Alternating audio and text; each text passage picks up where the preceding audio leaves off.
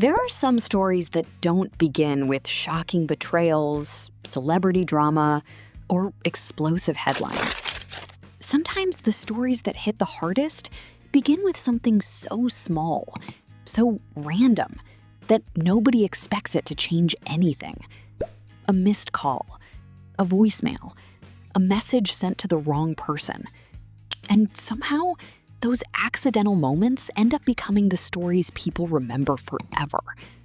Because underneath awkward encounters, terrible dating experiences, and everyday chaos, there are people carrying heartbreaks nobody else can see. Imagine getting a brand new work phone and thinking absolutely nothing of it. Just another boring part of adult life, another number, another responsibility, another device you'll probably use for emails and work emergencies. Completely normal. Then one day, your voicemail lights up. One message, then another, then another. And they're all from the same person. At first, you assume it's spam. Maybe someone accidentally typed the wrong number. Maybe somebody is confused. But then you listen, and suddenly you realize these aren't random calls. They're personal. Very personal. At the same time, life itself already feels exhausting. Dating feels impossible. Modern relationships feel like a social experiment gone horribly wrong. Everyone acts cool. Everyone pretends not to care. And somehow, people are expected to find soulmates through awkward conversations and photos that barely represent reality. People joke about loving dating until they remember the painful part. The part where dating somehow convinces you that you're a completely unlovable disaster. The kind of feeling where, after enough bad experiences, you start questioning everything. You wonder if you're attractive enough, funny enough, or interesting enough. You begin spiraling and suddenly think maybe you're destined to accidentally match with someone terrifying. That's the thing no one warns you about adulthood. As kids, people imagine growing up means becoming confident and having all the answers. But adulthood is mostly people pretending they know what they're doing while quietly falling apart inside. Everyone is improvising. Everyone is confused. Everyone is exhausted. And if relationships aren't stressful enough, work somehow becomes another battlefield entirely. Imagine walking into work every day already emotionally drained, and then having a boss who seems completely detached from reality. The kind of boss whose energy instantly makes everyone nervous. The kind where every shift feels like surviving a reality television competition. Suddenly, someone starts shouting, "Line up! Yes, chef!" Everyone freezes. Panic immediately spreads. And before anyone can even process what's happening, another scream erupts. "Did little orphan Annie come into my kitchen last night and shed her ginger ass on this tart?" Absolute silence. Because at that point, nobody knows whether to laugh, cry, quit, or pretend they suddenly forgot English entirely. Moments like that almost feel unreal. You stand there wondering how life somehow transformed into complete chaos. You think back to childhood and realize absolutely none of this matched the dream. Nobody imagined adulthood would involve workplace meltdowns, emotional exhaustion, and surviving one strange situation after another. Then there's the mystery of the voicemails. Because despite all the craziness happening in life, curiosity starts taking over. Who keeps calling? Why are they leaving these messages? Why do they sound so emotional? And most importantly, how does this person not realize they have the wrong number? Eventually, curiosity wins. You decide to listen. And that's when everything changes. Because the next voicemail feels different. The voice sounds tired, heavy, broken. Then suddenly you hear, Hey, I'm just calling to ask, how am I supposed to do this without you? silence. Complete Silence. And then another sentence. You're in a better place. Probably slurping face with Heath Ledger as we speak. Everything stops. Because now this isn't funny anymore. Now this isn't just some weird misunderstanding. Suddenly your chest tightens because grief has entered the room. Real grief. The kind that instantly changes everything. And suddenly, every voicemail before this one starts making sense. This woman wasn't confused. She wasn't accidentally calling random people. She wasn't making a mistake. She believed she was still talking to someone she loved. Someone named Isabelle. And then comes the heartbreaking truth. Isabelle died in November. Just like that, every previous message suddenly feels heavier. Every joke hurts more. Every voicemail sounds different. Because suddenly, you realize these calls weren't random at all. They were conversations. Not conversations with someone alive. Conversations with someone gone.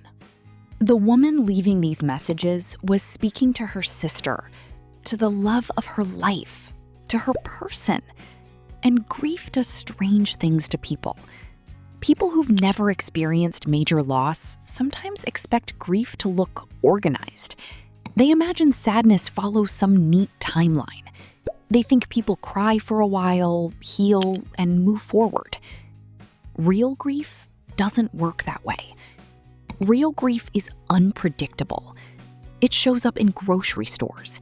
It appears during songs. It hits during random Tuesday afternoons.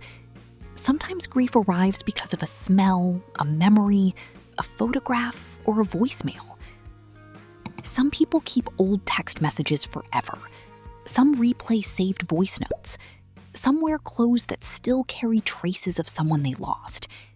And some people call dead sisters because hearing silence feels more painful than pretending they're still there. That realization changes everything. Because suddenly, another question appears. Do you tell her? Do you tell this stranger she's leaving messages on the wrong phone? Do you tell her Isabelle's number changed? Do you interrupt whatever process is helping her survive? Someone immediately says, you have to tell her. And logically, that makes sense. Of course you tell her. Of course you explain. Of course honesty matters. Except, suddenly, another thought appears. No. No. Because what if this is helping? What if this strange ritual is holding together the pieces of a shattered heart? What if hearing her own thoughts somehow keeps her connected to her sister? What if this isn't confusion? What if this is survival? Because surviving loss sometimes means creating little routines that make pain feel manageable. At the same time, life somehow keeps moving forward, which almost feels cruel. Because while one person's world completely stopped, everyone else keeps going. People still go to work. Friends still complain about dating. People still make plans. Traffic still exists. Life refuses to pause.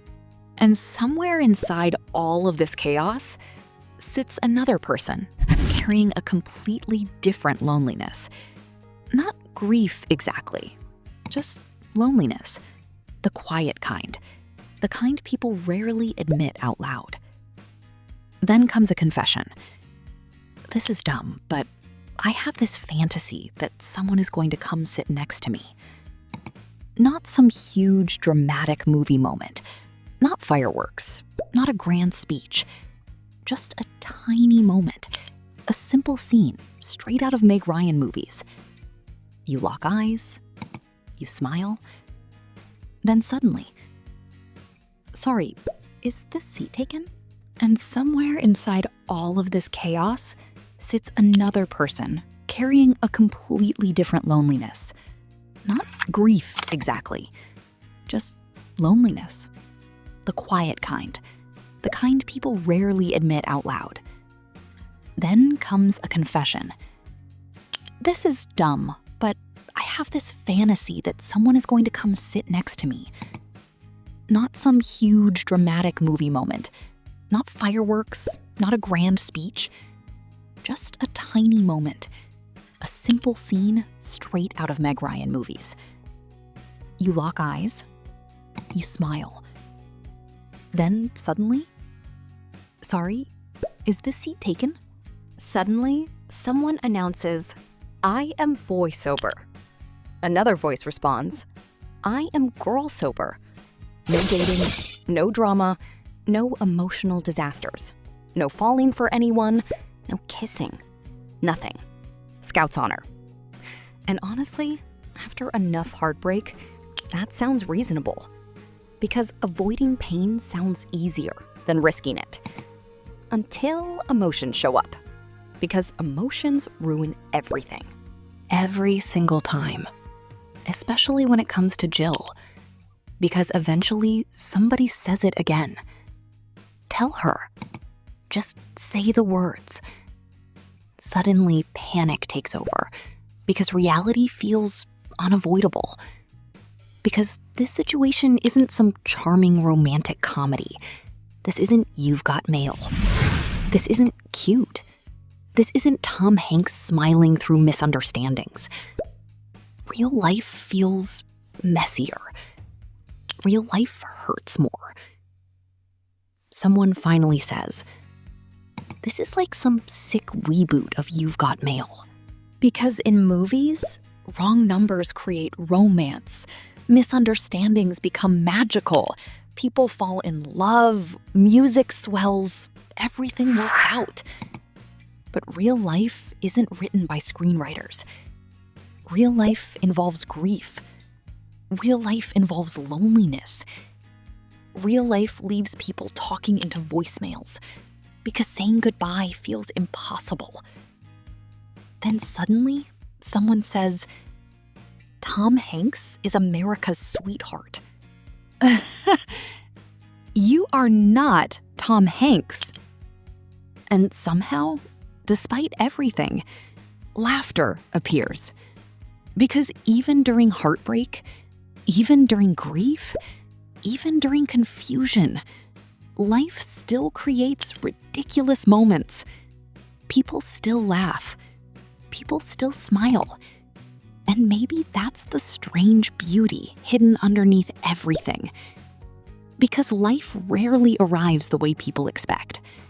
Sometimes the biggest moments begin with accidents, wrong numbers, unexpected calls, random encounters, tiny moments. And maybe everyone is carrying invisible pain. Maybe everyone secretly hopes somebody notices. Maybe everyone feels lonely sometimes. Because in one way or another, people are all leaving emotional voicemails into the universe, hoping someone hears them, hoping someone answers, hoping somebody understands. And maybe that's what makes stories like this unforgettable.